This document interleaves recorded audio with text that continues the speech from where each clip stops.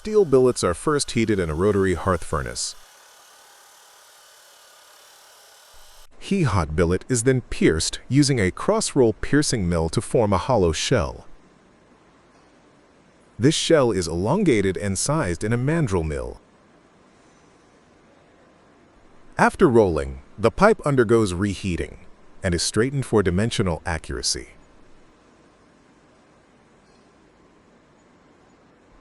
Non-destructive testing ensures internal quality. Pipes are then cut to desired lengths and undergo hydrostatic testing to check pressure resistance. Finally, surface treatment and marking are carried out before packaging.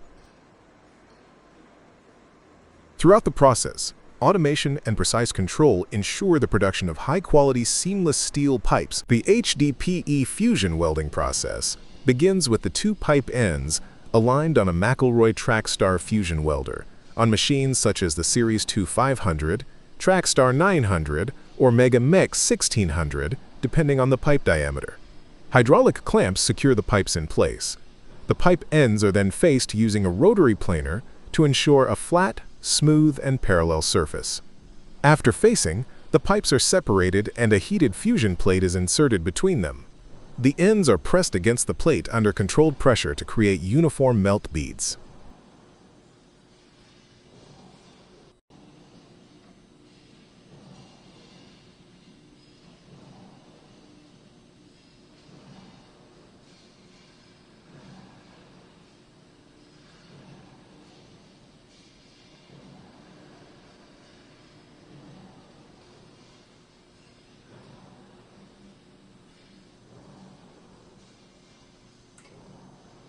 Once the proper melt is achieved, the plate is removed and the fusion ends are rapidly brought together under specific pressure to fuse. The weld is held in place during the cooling period, allowing the joint to cure. Throughout the process, electronic data loggers monitor and record critical welding parameters, ensuring quality assurance and traceability. Equipment such as pipe rollers, handling trailers, and generators support the operation.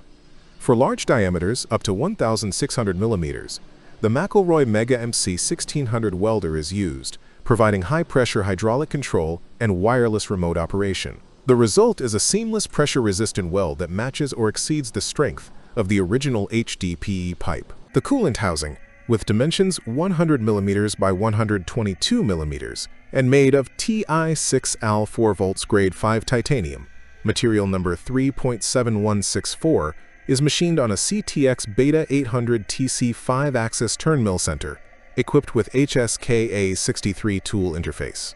The part is securely held using a Hainbuch Collet system, ensuring high clamping rigidity and concentricity. CAM programming is done using Esprit and Tebis, while machining is controlled by the Siemens 840 DSL system.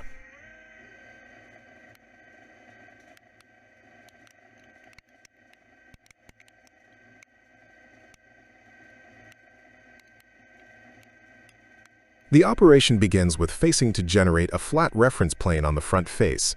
This is followed by rough outer diameter turning using a high-performance insert tool, removing the majority of excess material while maintaining chip control under high cutting temperatures typical for titanium alloys.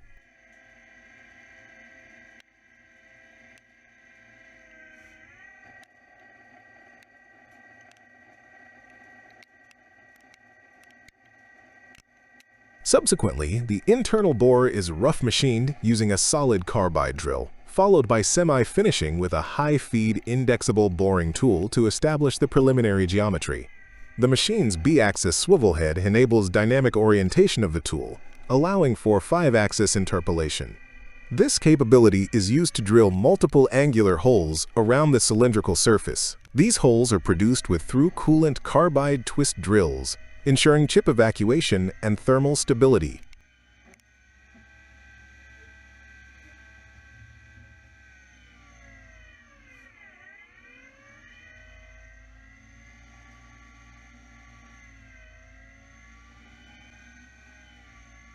A combination of high-speed end mills and ball nose cutters are employed to machine internal pockets and complex contours.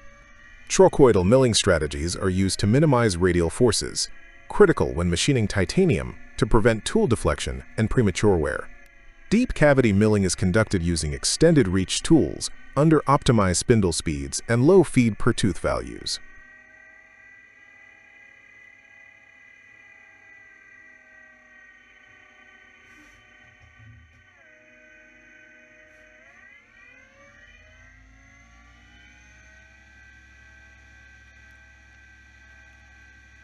Simultaneous 5-axis movement is then applied to machine undercuts and sealing grooves at compound angles. A multi-flute thread mill is used to cut internal threads in precision-drilled holes, ensuring accurate pitch and thread profile. Chamfering tools are applied to deburr and break all edges.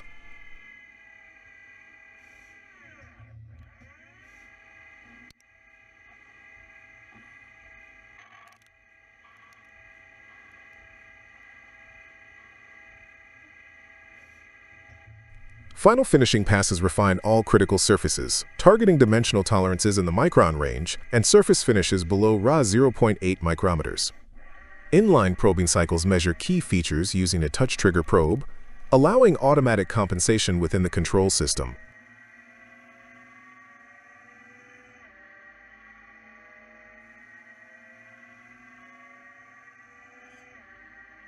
High-pressure internal coolant throughout the process assists in temperature control and chip evacuation, especially crucial for titanium. The result is a high-precision aerospace-grade component, completed in a single setup thanks to advanced multi-axis machining. The steel plate is precisely flame-cut to the required dimensions, then inserted into a 3-roll initial pinch bending machine.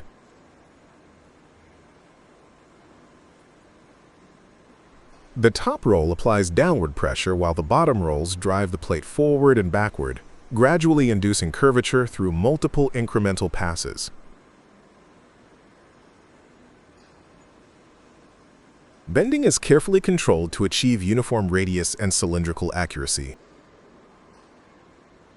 Once the desired curvature is confirmed with alignment tools, the plate edges are tack welded to maintain the shape, completing the cold forming process.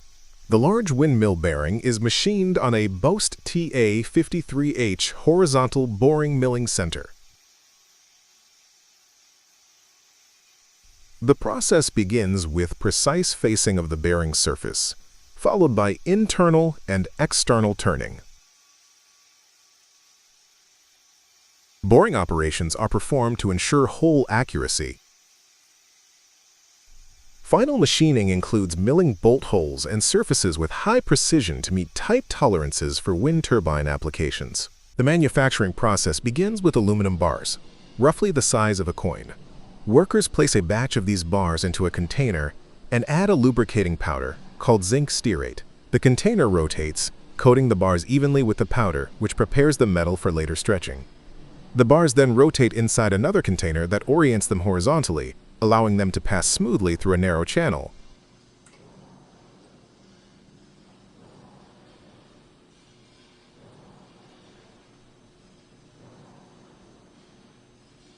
The bars are fed into a forming press, where the impact extrusion process takes place.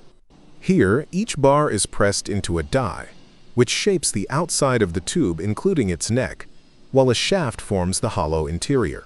This process also hardens the aluminum, which is then softened by heating.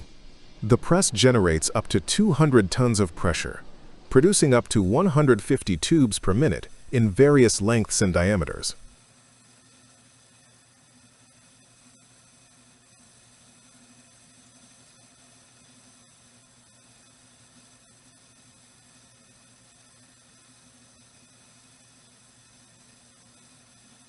Next, a cutter cuts the fibers into the neck by passing the tubes between synchronized rollers and fixed blades that smooth the top of the neck for safety. The inside of the tube is coated with 2 layers of epoxy paint sprayed with a nozzle, creating a protective layer against the contents. Then, a polyester enamel paint is applied on the outside and baked to dry.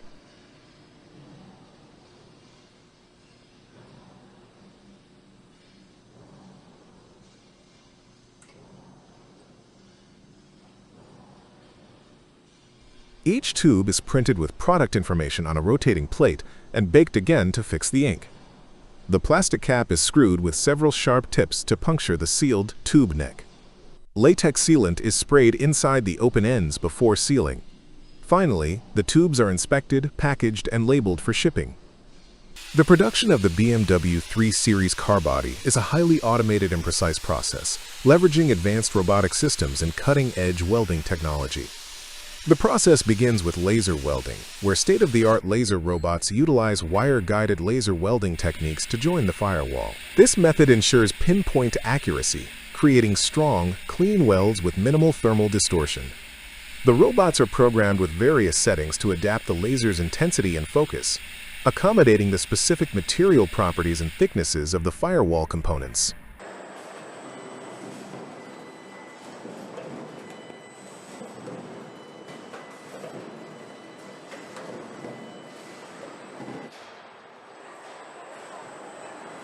Next, the floor assembly undergoes robotic spot welding. Automated welding arms, equipped with precision electrodes, apply high current pulses to create localized welds, fusing steel panels of the floor structure. This process, observed from multiple perspectives, ensures consistent weld quality and structural integrity across the assembly. The robots adjust welding parameters, such as electrode pressure and current duration, to optimize joint strength for different sections of the floor.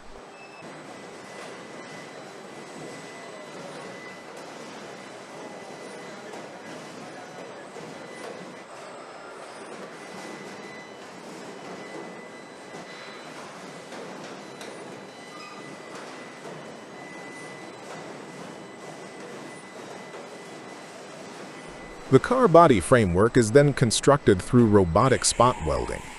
Specialized robots weld the skeletal structure using tailored settings to account for varying joint geometries and material compositions.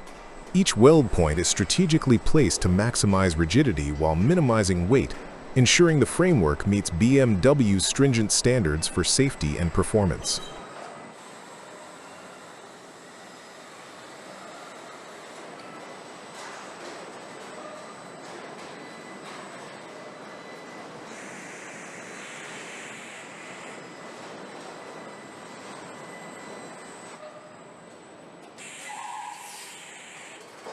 Subsequently, robots apply high-strength adhesive to the side frames and roof.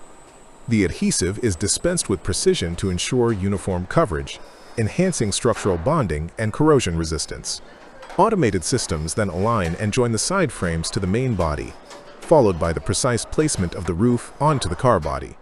This automated joining process ensures tight tolerances and seamless integration.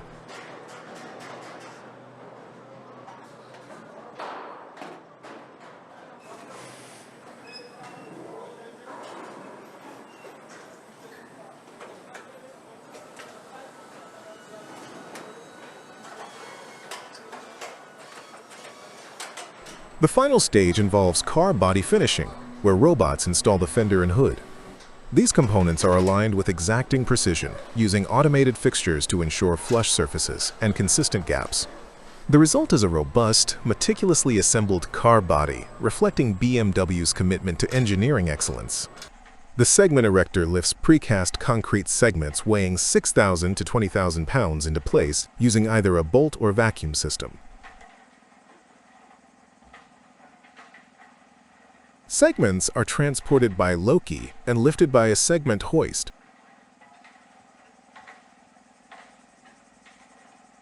Operators ensure visibility, follow safety protocols, and never stand under the hoist during segment placement. The induction hardening process begins by placing the gear in the induction coil. The machine heats the gear teeth rapidly using electromagnetic induction to reach the required temperature. Then, the gear is immediately quenched to harden the surface. This increases the tooth hardness to 52 to 56 Rockwell C.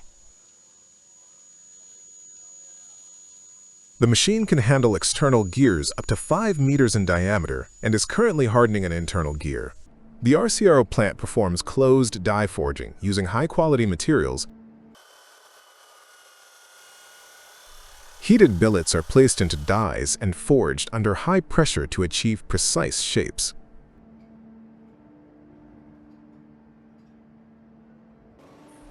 The parts then undergo controlled cooling and machining for dimensional accuracy. Quality control is applied at each stage to ensure precision and consistency, backed by continuous development and accumulated expertise. The RAS 12.35-2 forms beads and hems by clamping the sheet between rollers. Operators use the divider stopper and insulation stop to position the part. Variable speed and foot pedals control forming. Direction changes, adjustment steps, and settings are selected via the control panel to ensure precise, repeatable profiles. The pipe ends are first cleaned and aligned on the machine clamps.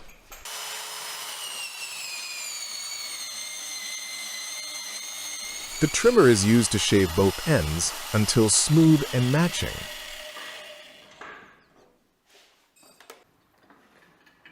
After removing the trimmer, the heater plate is inserted and pressed between the pipe ends for proper fusion.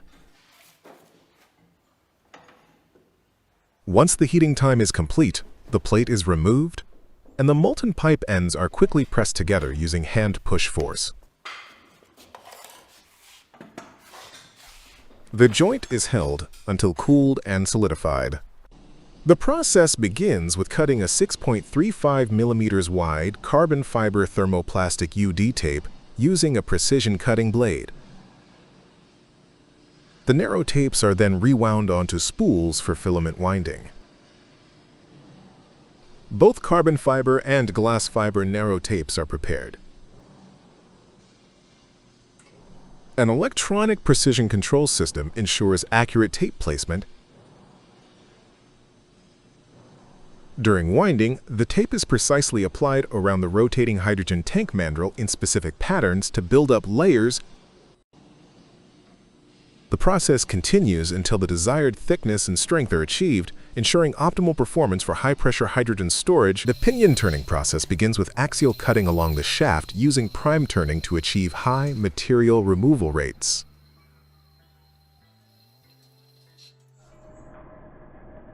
The tool then performs a profiling operation, shaping the contour of the pinion body with precision.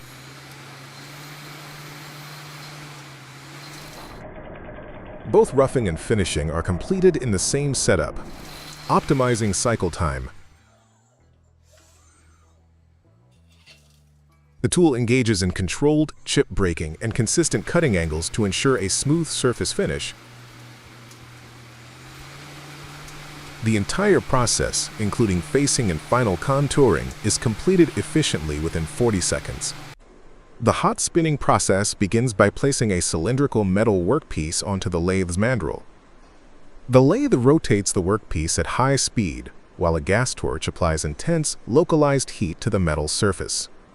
As the metal reaches forming temperature, it becomes ductile and ready for deformation.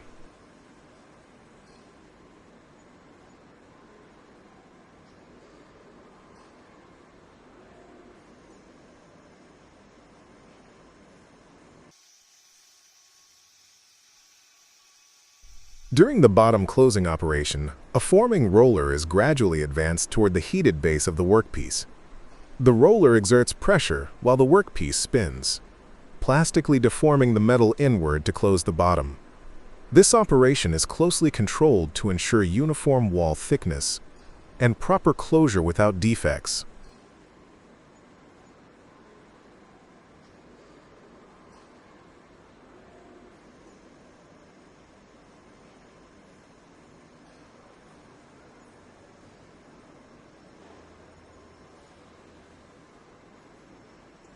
Following bottom closing, the process continues with the neck forming operation.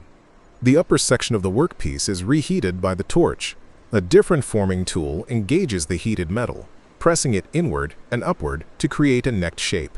The tool's pressure and movement are synchronized with the rotation speed and heat application to produce a smooth, concentric neck.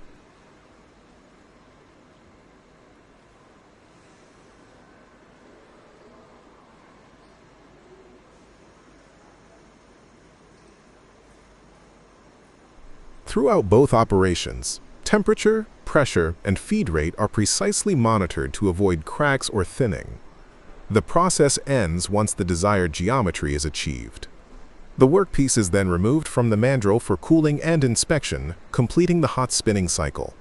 Parts are loaded onto a continuous belt and pass through a preheating zone, followed by a controlled atmosphere furnace where neutral hardening, case hardening, or carbonitriding occurs. The chosen method adjusts surface or core hardness as required. After heat treatment, parts move directly into an oil quench tank for rapid cooling, locking in hardness and structural integrity. This seamless process ensures consistent quality and optimal mechanical properties for various applications. The cutting process begins with the placement of a 6 mm thick carbon steel sheet onto the CNC Oxyfuel cutting table. The material is properly aligned and secured to ensure precise cutting. A high-quality CNC Oxyfuel cutting machine is used, capable of producing clean and accurate cuts. Once the sheet is positioned, the CNC program is initiated.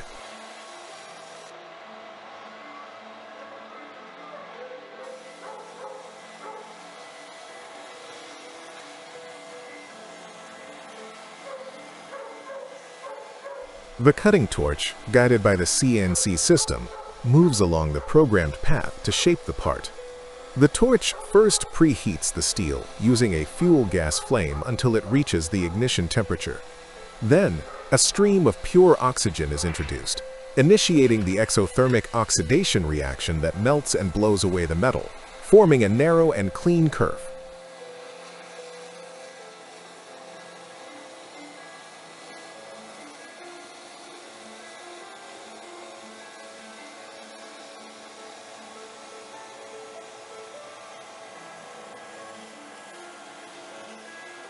The torch follows complex contours and straight lines with high precision. Sparks and molten metal are ejected downward through the slats of the cutting table. The movement of the cutting head is smooth and consistent, ensuring uniform quality throughout the entire piece.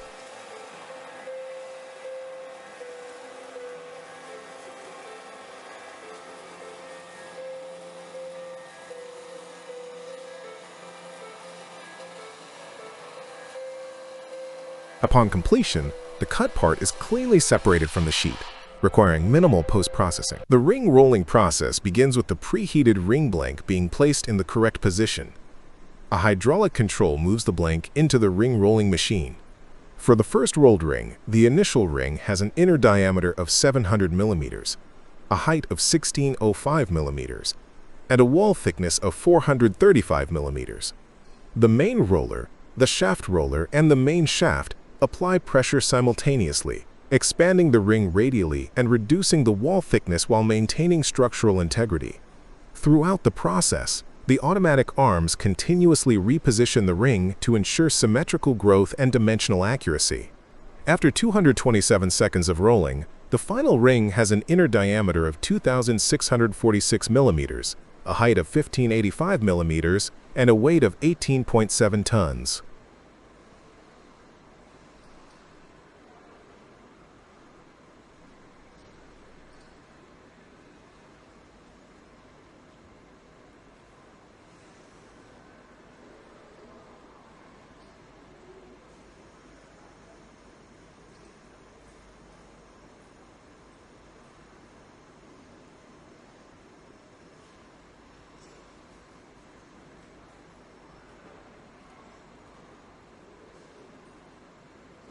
For the second rolled ring, the initial ring blank has an inner diameter of 700 mm, a height of 555 mm, and a wall thickness of 720 mm.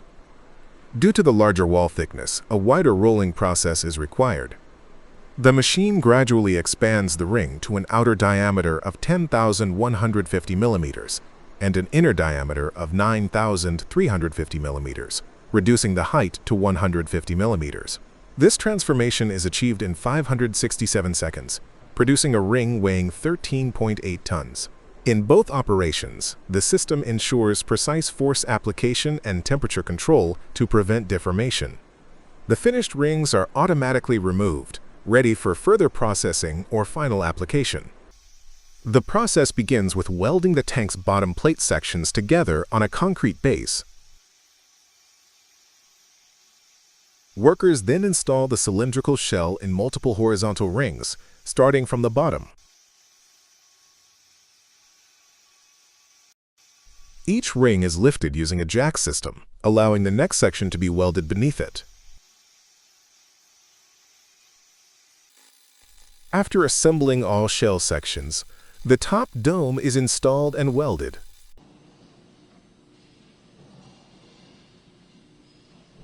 Internal structural components, such as baffles and reinforcements, are added next.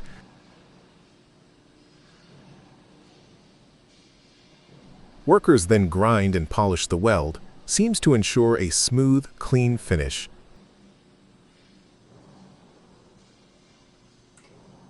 Manways and nozzles are installed, followed by final inspections. The completed tank is pressure tested to check for leaks before being cleaned and prepared for delivery. The timber processing at Holzwerk using link technology follows a highly automated and optimized flow designed to achieve the highest yield from every log. The core of this system is the Link PRO Max profiling line, which specializes in value-optimized processing of large volumes of roundwood through active curve-following technology.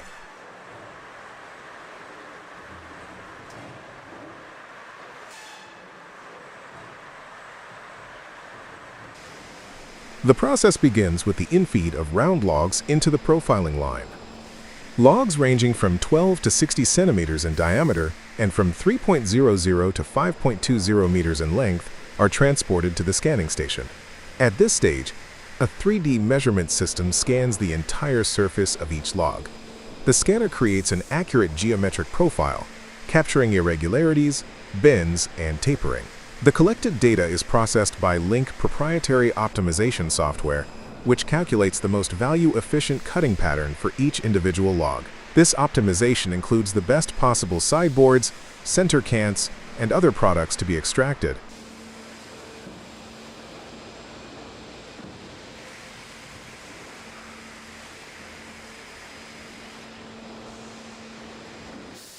Once the optimal cutting solution is determined, the log is passed to the automatic turning device, which rotates it to the ideal position for sawing.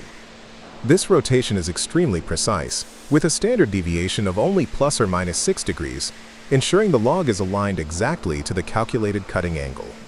Accurate positioning is essential for the profiler to follow the optimized pattern and maximize usable wood.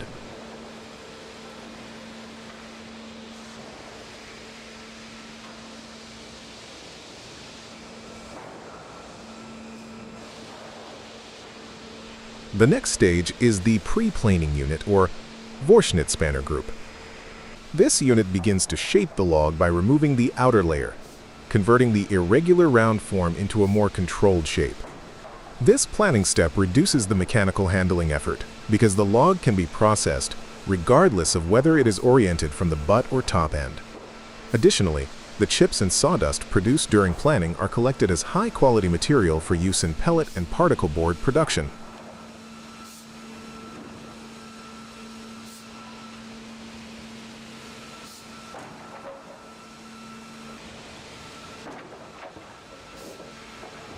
Following planing, the log enters the heart of the system, the profiling and sawing section. The Link Pro Max utilizes an active curve-following sawing method, meaning it does not cut in straight lines, but instead adapts to the natural curvature or spline of the log. This allows it to follow the grain and maximize the yield from crooked or curved logs, something traditional systems cannot do efficiently.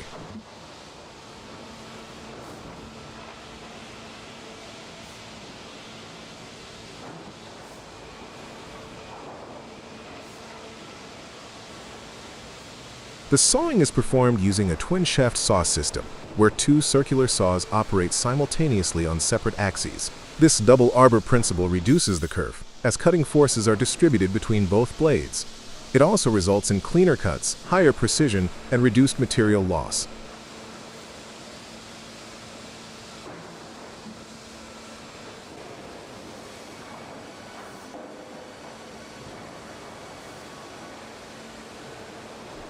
The final tilt and sideboards are produced with high dimensional accuracy and minimal waste. This process ensures that each part of the log is processed according to its value and shape, resulting in optimal yield with minimal impact on the environment. Once the boards are sawn, they go to the final line, where the boards are sorted and stacked, with workers using forklifts to transport the stacked blocks to the warehouse.